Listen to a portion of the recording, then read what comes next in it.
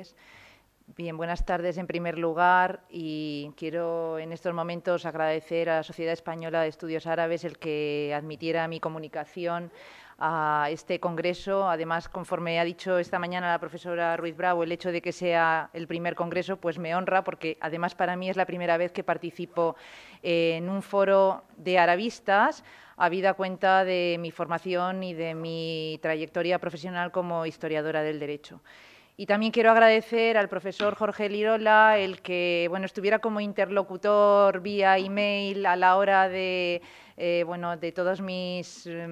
temores respecto a la comunicación que quería presentar, a la posibilidad o viabilidad de la misma y su aceptación y su acogida en todo momento, como también con la profesora Mercedes del Amo, para estar aquí hoy en día y para poder por lo menos hacer una comunicación dentro del ámbito en el que me muevo, que para mí es algo, podría decir también, excepcional. Quiero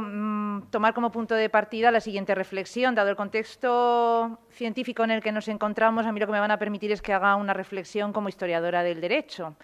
Claro, yo no me puedo proclamar arabista, pero lo que sí que quiero dejar claro es que fueron mis propios maestros los que me fueron dirigiendo y encaminando hasta ubicarme en el lugar en el que me encuentro, que es un lugar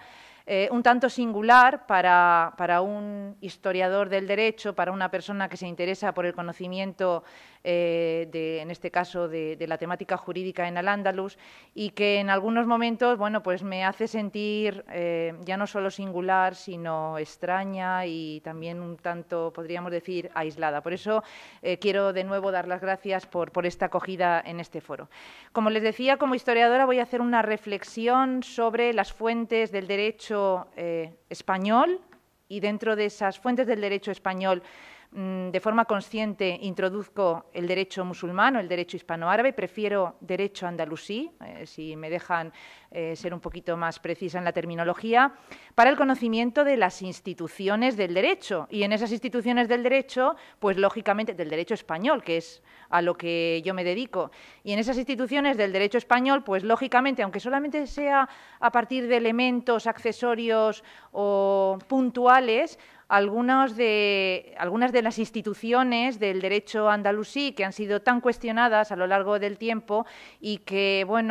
yo me he tomado la obligación y me exijo como responsabilidad intentar sacar a la luz esos elementos accesorios o no tan accesorios que permiten justificar las instituciones en la actualidad, las instituciones del derecho español y que permiten, como es el caso, por ejemplo, en el caso de la Comunidad Valenciana, el que hoy en día, por ejemplo, se haya promulgado una ley, la Ley 10/2007, no les voy a marear con mucha legislación al respecto, sobre el régimen económico matrimonial para la Comunidad Valenciana, que contempla la posibilidad de la separación de bienes conforme a lo estipulado o a lo determinado en el derecho foral y que tiene o que hunde sus raíces también, y ya me permitirán a continuación que lo vaya exponiendo de forma más o menos pormenorizada, en esas fuentes del derecho andalusí que de una u otra forma pues están presentes en toda la legislación española, en esa legislación que nos permite conocer las fuentes del derecho para la justificación de las instituciones, como he dicho anteriormente. Y por eso voy a estructurar mi comunicación, voy a intentar ser muy breve y esquemática en 5 puntos, pero voy a ir muy rápido. Voy a intentar cumplir los tiempos. Esos 5 puntos tienen que ver con las fuentes en primer lugar, en segundo lugar, con la pervivencia o situación de esas fuentes a lo largo del tiempo, en tercer lugar, con el modo de conocimiento de las mismas y luego esas fuentes tienen una razón de ser para el conocimiento de las instituciones. Por lo tanto, los 2 últimos puntos los voy a dedicar, podría alterar el orden, a las razones para el estudio de las instituciones y en segundo lugar, que sería el 5º punto, a la metodología, o bien alternar justificar la metodología porque inevitablemente un profesional del derecho y de la historia del derecho tiene que seguir un método y máxime cuando nos encontramos estudiando instituciones del derecho andalusí y en último lugar, que sería el 5º, por tanto, esas razones. Por tanto, podríamos alterar el orden de los 2 últimos puntos. Bien, una reflexión somera sobre el Islam y las fuentes para el conocimiento de las instituciones en el derecho español, de las instituciones del derecho andalusí. Es claro que para un historiador del derecho, y en este caso yo me pongo en primera persona, esas fuentes del derecho son unas fuentes del derecho que se circunscriben al ámbito de la comunidad islámica y que son propias exclusivamente de la comunidad islámica. Y no podemos, por tanto, a la hora de enfocar nuestros estudios, pretender conocer o pretender extrapolar o pretender llevar más allá de lo que es el contexto de la comunidad islámica un derecho que le es propio y que, de alguna manera, es peculiar de esa comunidad islámica. Eso condiciona muchísimo al historiador del derecho y al historiador del derecho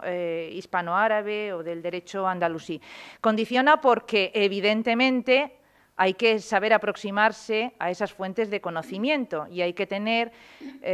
bueno, pues digamos un dominio para utilizar no el árabe como vehículo de comunicación, a lo que, bueno, pues también podemos aspirar muchos. El don de lenguas le está dado a determinadas personas, en cualquier caso como vehículo magnífico y fundamental, pero sí como instrumento para la comprensión, y es fundamental partir de ese hecho. Es un derecho para la comunidad andalusí, pero es un derecho que como tal está redactado en una fuente o en una lengua de conocimiento que exige un rigor y al menos un conocimiento elemental. Algo que yo ya les digo hoy en día, desde mi ámbito de conocimiento, es prácticamente inexistente. Yo hablo como historiadora del derecho y refiriéndome a los profesores de Historia del Derecho de las facultades de Derecho. Por mucho que pretendamos o por mucho que hayamos luchado en distintos foros para que al menos ese conocimiento de la lengua, para poder aproximarse al conocimiento de las fuentes y de las instituciones, tuviera al menos la categoría de no sé, asignatura de libre configuración, algo, pues ya les digo que eso prácticamente es inexistente. Por tanto, hay una serie de limitaciones importantes. Es un derecho para la comunidad andalusí, es un derecho que se desarrolla desde prácticamente, bueno, no digamos el 711, pero sí desde el 740, para mí desde, bueno, prácticamente desde Ibn al-Attar en adelante, podríamos decir hasta, bueno, pues hasta el Guansharisi, porque son fuentes de conocimiento constantes del derecho y exigen, como ya les decía, pues al menos un control de lo que es la fuente propiamente. Y unas fuentes que además también tienen su peculiaridad y particularidad, porque cuando nosotros asumimos que la comunidad islámica, y así lo dicen las fuentes, sobre todo desde el momento en que está presente esa comunidad, incluso desde el momento en que tiene lugar la reconquista, desde el momento en que se garantiza la aplicación de ese derecho, me viene a la mente ahora, por ejemplo, Sharia y Sunna. Bueno, pues si es que la Sunna es parte de la Sharia, pero en cualquier caso, cuando nos estamos refiriendo a la Sharia, nos estamos refiriendo al Corán, a la Sunna, etcétera, a una serie de fuentes en las que casualmente la referencia a las instituciones del derecho es mínima. Solamente tengan presente, esto es algo conocido, que de los 6.200 preceptos aproximadamente del Corán, solamente 100 tienen carácter estrictamente jurídico, dedicados a materias de derecho de familia, sucesiones, botín de guerra, etcétera. Eso condiciona muchísimo porque la persona que se intenta aproximar a este conocimiento de las fuentes tiene que tener en cuenta que no se tiene que enfrentar a la traducción o al manejo terminológico en el Corán y en la Sunna, por muy útiles que nos puedan parecer para justificar en última instancia la probidad, la licitud o ilicitud de determinadas instituciones. Eso lo que exige es conocer otras fuentes que bien tienen carácter secundario o que bien son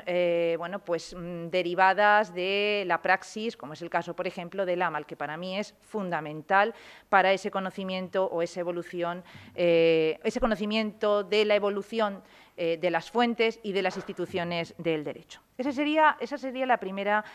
cuestión a considerar. Un derecho propio de la comunidad andalusí al que hay que aproximarse, sobre todo en un periodo concreto, en el periodo de estancia,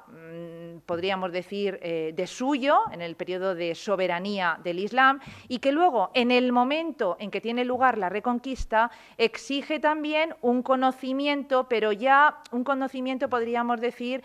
más particular, y un conocimiento que está mediatizado por esa situación tan particular de la convivencia en un espacio en el que la soberanía la ejerce el poder cristiano y en el que uno ya, en el que ese derecho tiene un carácter, podríamos decir, secundario, aunque sigue siendo primordial para regir las instituciones dentro de la comunidad andalusí. La segunda de las cuestiones, o el segundo de los aspectos, tiene que ver sobre los modos en que esas fuentes del conocimiento se mantienen a lo largo de la historia de Al-Ándalus, de la historia del derecho andalusí. Porque en este sentido, y esto es fruto de una reflexión, podríamos decir, que vengo haciendo en los últimos años, ni todo es asimilación, ni todo es integración, ni todo es eliminación. Hay distintos elementos, hay distintas situaciones de esas fuentes. Claro, todos pensamos, bueno, hasta 1035, conformación del Reino de Castilla, podríamos hablar de una instauración de un derecho, de una pervivencia de un derecho, de un sólido asentamiento de un derecho a partir de 1035 o a partir ya de Fernando III el Santo, Alfonso X el Sabio, ya podríamos hablar de otra situación. Efectivamente, hay distintas situaciones en cuanto a ese derecho. Y ese derecho se ha ido manteniendo, de alguna manera se ha instalado, entre comillas, de distintas formas en las fuentes incluso del derecho español, en las cristianas. Y me explico. Nosotros tenemos que establecer un punto de inflexión entre el momento anterior a la conquista y el momento posterior a la conquista. Y el momento posterior a la conquista, además, exige que distingamos claramente la situación en Castilla y la situación en Aragón, porque todas o prácticamente la mayoría de los estudios que se han realizado sobre las instituciones del derecho y sobre las fuentes tienen como punto de referencia Castilla, las fuentes castellanas, la labor que realiza en un momento determinado, por ejemplo, Alfonso X el Sabio, de integración de un derecho, habida cuenta que reúne en su corte a personas pertenecientes a distintas confesiones religiosas y que luego en las partidas uno no es que adivina, es que, y luego seguiré con este tema, es que explícitamente puede ver cómo se mantienen algunas instituciones que han cambiado de nombre, que siguen manteniendo los elementos y requisitos propios de esa misma institución en el derecho andalusí y que hacen que pensar a los historiadores del derecho que todo fue así para todo el ámbito territorial. No. Para el ámbito castellano sí que podemos hablar de una integración, se integran parte de las instituciones, pero para el ámbito aragonés, yo prefiero hablar, antes que de integración, de asimilación. Se asimilan muchas de las instituciones. Miren, les pongo un ejemplo. Es el caso de, por ejemplo, los hombres buenos, jueces de paz, etcétera. Estos hombres buenos, jueces de paz, aparecen concretamente en las leyes del estilo bajo esa denominación y son los mismos jueces que en la legislación aragonesa y concretamente en la del Reino de Valencia reciben la denominación de jueces de los 300 sous, que tienen un referente inmediato en los jueces o hombres buenos que conocen los asuntos cuyo valor no excede de 220 dirhems. Bueno, pues esa misma institución aparece de distinta manera, podríamos decir terminológica, en distintas fuentes de conocimiento. Y, sin embargo, todas nos remiten a una misma forma, a una misma institución jurídica o judicial que hay que considerar de forma, podríamos decir, individual. Por eso les decía, muy distinto hablar del proceso de integración de instituciones ya no tanto de fuentes del derecho en el ámbito castellano, a hablar del proceso de asimilación en el ámbito de la Corona de Aragón. Permítanme otro ejemplo. El caso del baile. Es una institución propiamente, podríamos decir, aragonesa o de la Corona de Aragón, que aparece en el Reino de Valencia desde el momento de la reconquista por el rey Jaime. Bueno, pues en ese momento el rey Jaime tiene mucho cuidado en adquirir una serie de propiedades inmuebles que están justo en la puerta de acceso a la zona donde ahora van a quedar relegados o donde va a quedar relegada la comunidad islámica, porque este baile va a ser la persona que asuma la jurisdicción respecto a las cuestiones entre los musulmanes y los cristianos. Pero es más, los primeros bailes son propiamente musulmanes, porque es que a esta persona se le encomienda también la elección y determinación de los alfaquíes de la comunidad. Y para esa elección de los alfaquíes, primero hay que tener una serie de requisitos, hay que reunir una serie de requisitos y condiciones que capaciten al elector. Para esto me remito a la obra de Almaguardí, donde ya se sientan las bases de cuáles son esos requisitos fundamentales del elector respecto a determinados cargos que son decisivos en la administración de la comunidad islámica. Bueno, pues esta persona ha de reunir unos requisitos, pero es que a su vez ha de estudiar y determinar que los futuros, los electos, reúnen también esos requisitos, es decir, son alfaquíes propiamente de la comunidad islámica. Lo curioso es que toda esa normativa el rey Jaime asume que sea la propia de la comunidad islámica y que en la propia jurisdicción o en la propia, podríamos decir, legislación que va a versar sobre esa jurisdicción cristiana se contemplen o se asuman muchos de esos presupuestos que correspondían, lógicamente, a los mismos presupuestos dentro de la comunidad islámica. Con el paso del tiempo, lógicamente, por eso hablaba de término asimilación, hay un traspaso o hay una serie de exigencias, podríamos decir, ad hoc. En el momento en que se exige que las personas prescindan de determinadas enseñanzas, en el momento que se va constriñendo a esa comunidad, ya el baile deja de ser musulmán, deja de ser una persona de la propia comunidad y pasa a ser un converso. Pero un converso que todavía en sus nombres sigue manteniendo algunos elementos que permiten distinguir o que permiten identificar a sujetos que tienen pues, un origen o una formación,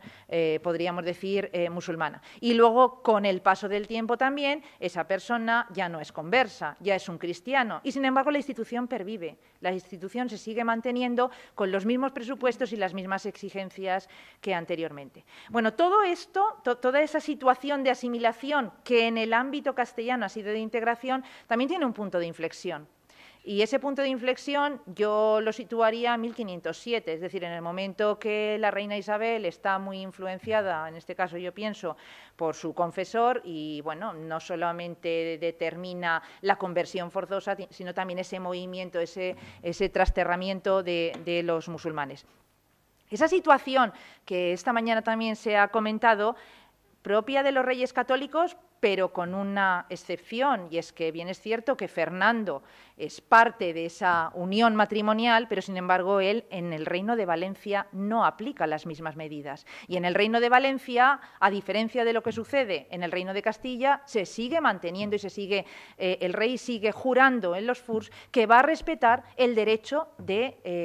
estas comunidades religiosas o de estas comunidades andalusíes y que va a mantener sus instituciones. Y esas instituciones, por ejemplo, se refieren al alfaquí, a los alfaquíes de las distintas comunidades, a los alamines, ya no solo de las comunidades, sino al alamín propio de la ciudad de Valencia, con su propia idiosincrasia, o al mustasaf. Entonces, esa situación, por tanto, no podríamos decir, o no, yo no me atrevo a decir que es homogénea, sino que presenta sus particularidades. Y que sí, definitivamente, permiten hablar de eliminación, pero una eliminación también ahora que con algunas objeciones a partir del año 1609. Porque de forma expresa no hay, sobre todo en los furs, una eliminación ni una derogación de todas las medidas que se tomaron anteriormente desde los tiempos de Jaime I, de Martín, bueno, de todos los reyes, en este caso valencianos, respecto al nombramiento de determinados cargos. Ya no solo para la propia comunidad islámica, sino también para distintas instituciones, como es el caso, por ejemplo, de los sobrecequieros, o como es el caso del régimen de aguas, o como, bueno, pues hay distintas instituciones que mantienen sus peculiaridades conforme a la antigua legislación. Bien, por tanto, esa eliminación es una eliminación, podríamos decir, tácita, porque prácticamente hasta 1705, desde el momento en que se siguen manteniendo los fueros, se sigue manteniendo esa normativa o esos requisitos que poco a poco se fueron incorporando en el texto de la legislación foral. Al hilo de esto que les estoy comentando, de esa distinta gradación en cuanto al mantenimiento de las fuentes en la historia del derecho español, hay que incidir en una tercera cuestión. Bueno, esas fuentes, ¿qué tipo de conocimiento nos aportan? Aquí me voy a centrar, tercer aspecto, datos que nos ofrecen o valor que tienen esas fuentes respecto al conocimiento de las instituciones del derecho. Y en este sentido decirles que ese conocimiento bien es explícito o bien es implícito, caben las dos posibilidades, lo que exige al historiador del derecho un rastreo en las fuentes. Yo sí que he de decir, en mi caso concreto, que, por ejemplo, el estudio que he realizado de distintas instituciones andalusíes, pues a veces ha sido por puro azar, ha sido fruto de ese conocimiento explícito, leyendo una fuente de conocimiento, pues o una fuente accesoria en cuanto al modo de conocimiento y, por tanto, indirecta, pues he reparado, uy, ¿y esto? ¿Y por qué se dice esto? ¿Y por qué esta institución la abordan de tal manera o no terminan de precisar los orígenes? Y los mismos historiadores del derecho, me estoy acordando ahora mismo de un caso de la Linde Abadía, en un momento determinado formula una hipótesis sobre la influencia o no influencia islámica en una institución. Claro, esa situación, o esas lecturas, a veces podríamos decir por puro azar, son las que permiten o las que dan pistas sobre lo que pueda haber detrás de determinadas instituciones del derecho. Un ejemplo. Una de las tareas que suelo encomendar a los alumnos de máster en Valencia, un máster sobre instituciones del derecho, es sobre el régimen matrimonial. Bien, a tenor del estudio del régimen matrimonial, pues los alumnos siempre se plantean que hay muchos elementos, es el caso, por ejemplo, del ajoar, es el caso de las arras, que, tiene, solamente por la sonoridad de los vocablos pueden tener origen islámico. Cuando uno hace un estudio ya en profundidad de cualquiera, en este caso del matrimonio, del contrato de matrimonio con sus distintos elementos y componentes, pues se da cuenta que la historiografía trata de forma muy desigual a esas instituciones del derecho. Yo recuerdo ahora mismo el artículo de Ureña sobre la influencia semita, donde decía que muchos de los elementos del contrato matrimonial hundían sus raíces en el derecho andalusí. A todo esto, Honorio García pues niega esa influencia. Luego, recientemente, una obra de la profesora Belda pues también cuestiona que las arras no tienen nada que ver, ni el ajoar no tiene nada que ver con el derecho islámico. En otra de las lecturas encontramos que sí, hay elementos del contrato matrimonial que, cosa particular, son propias del derecho germánico, utilizan la nomenclatura árabe, pero hunden sus raíces en el derecho romano. Con lo cual, uno se queda perplejo al ver la falta de, podríamos decir, de criterio a la hora de determinar esa posible influencia o no en las instituciones del derecho andalusí. Por eso les decía que en muchas ocasiones ese conocimiento explícito o implícito implica o obliga, en el caso del historiador del derecho, a rastrear las fuentes del derecho, tanto castellanas como aragonesas. Y cuando digo rastrear, significa que hay que, por un lado, determinar la importancia que tuvieron las fuentes del derecho castellanas para un territorio concreto y la posible pervivencia de las fuentes e instituciones en ese derecho, y luego tomar como caso totalmente, podríamos decir, distinto y peculiar el caso de las fuentes aragonesas. Porque es evidente que la influencia de las costumbres de Tortosa, es evidente que la influencia de las costumbres de Llérida, es evidente que los antiguos privilegios del Reino de Valencia y de los lugares de alrededor tuvieron su, podríamos decir, su influencia o tuvieron su repercusión en la legislación definitiva de esos territorios. Por tanto, al historiador del derecho se le exige tener bien claro cuáles son las fuentes del derecho andalusí, cuáles son las fuentes del derecho castellano y cuáles son las fuentes del derecho aragonés. Y ver en cada una de esas fuentes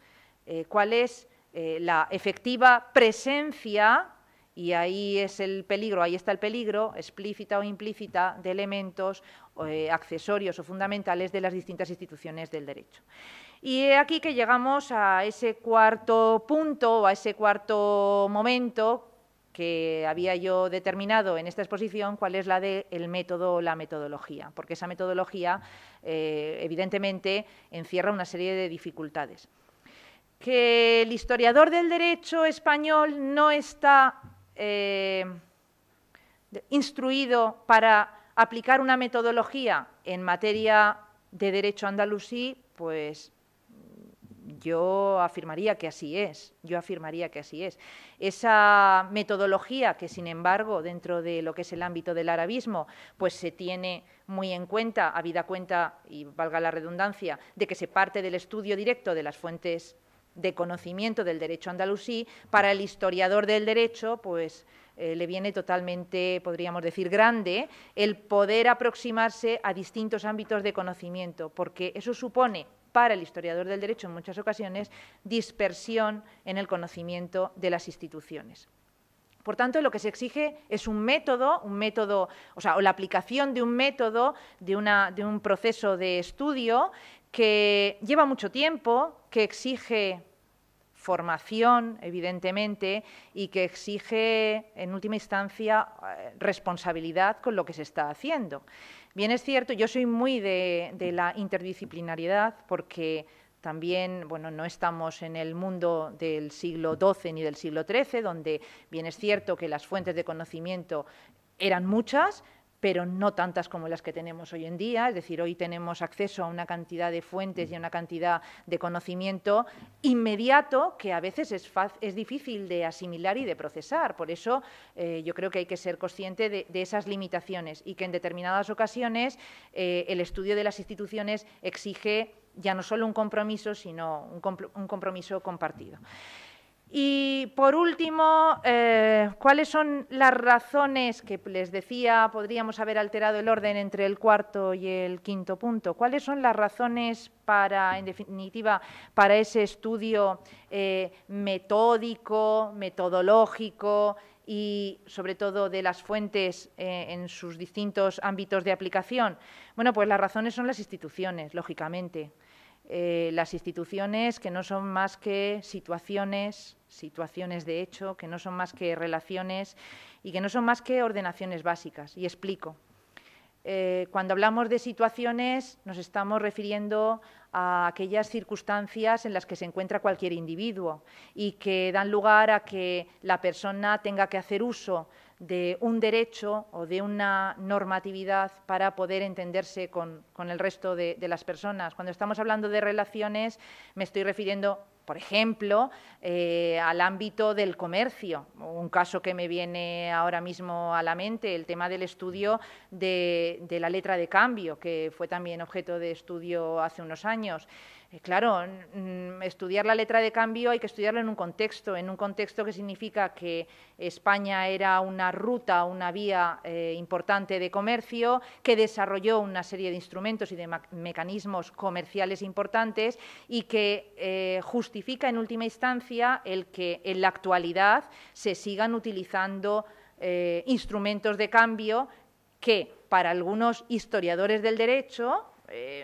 ahora mismo me viene a la cabeza Aguilera Barchet, que fue la persona que hizo su tesis sobre la letra de cambio, la historia de la letra de cambio, dejaba abierta la posibilidad de una posible influencia, y valga la redundancia, del derecho árabe o del derecho musulmán en la configuración de una institución, cual era, como les decía, la letra de cambio, y que exige al historiador del derecho tener claro que no es lo mismo la dación en crédito, que la cesión del mismo, que no es lo mismo la hawala, que no es lo mismo que el suftasha, que no es lo mismo que el shak. Entonces, en ese sentido, estas relaciones han de ser justificadas, porque en la historia del derecho estamos obligados a justificar el origen de las instituciones. Y, por último, una última razón para el estudio son esas ordenaciones básicas. Y vuelvo de nuevo a ordenación básica, el matrimonio. Ya no me refiero al derecho de familia como tal, que no tiene corolario desde el punto de vista terminológico en el derecho musulmán, pero sí al matrimonio, sí a la filiación, sí, por ejemplo, a la situación de la viuda ante determinadas circunstancias, sí, por ejemplo, el hecho de, ahora me viene a la mente, el hecho de que la viuda en un momento determinado pueda renunciar a la parte que le corresponde a cambio de una compensación. Es uno de los casos de Amal, que está en nuestro derecho andalusí y que tiene su corolario en el any de plor del derecho, en este caso, foral valenciano, y que coincide desde el punto de vista de los plazos con ese año. Bien, es cierto que la escuela maliquí propugna un año, 4 meses y 10 días, pero que en el derecho, en este caso, de la Corona de Aragón y concretamente del Reino de Valencia, se limita a un año, un año de lloro, un año de luto, en el que la persona tiene garantizada su manutención, una serie de cuidados, en razón de esa dote que en un primer momento a la que se compromete, en este caso, el marido. Bueno, pues esas son las razones, es decir, esas relaciones, esas situaciones y esas ordenaciones básicas que de alguna manera configuran lo que es la historia del derecho español, la historia de las fuentes y la historia de las instituciones, son las que justifican y en última instancia dan razón de ser al estudio del derecho andalusí desde otra óptica, o desde una óptica, podríamos decir, omnicomprensiva, de una materia de conocimiento que yo, al menos así lo intento plasmar en la comunicación que enviaré al profesor Jorge Lirola, justifican en última instancia, como decía, la importancia de esas fuentes de conocimiento para entender mejor algunos de los orígenes de algunas de las instituciones de nuestro derecho español. Muchas gracias por la atención y estoy atenta a cualquier pregunta.